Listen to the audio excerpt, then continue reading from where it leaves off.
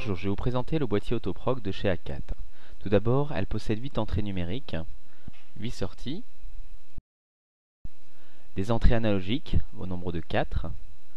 Et cette entrée-là permet de programmer et de la mise en marche, des fils, bien évidemment, des capteurs et des actionneurs. Nous allons procéder à la mise en place donc de ces différents éléments.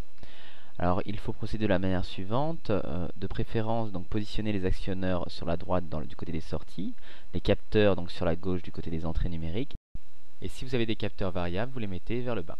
On branche donc l'ensemble tout d'abord en commençant par les capteurs, donc vous les branchez sur une des entrées, donc vous choisissez une entrée, donc ici par exemple j'ai choisi l'entrée pin 0, de pin 0 jusqu'à pin 7 par exemple, donc là on a choisi pin 0, et ensuite il vous reste donc à brancher donc les actionneurs sur la partie sortie.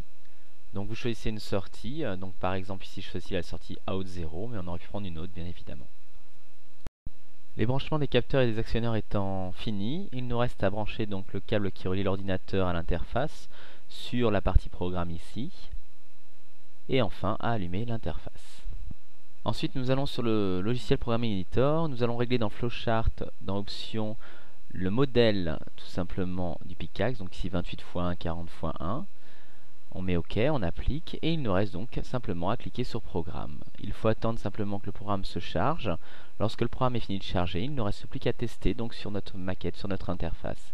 Donc on appuie ici sur le bouton, et la DEL s'allume pendant 10 secondes. Voilà. N'oubliez pas d'éteindre l'interface afin d'économiser les batteries.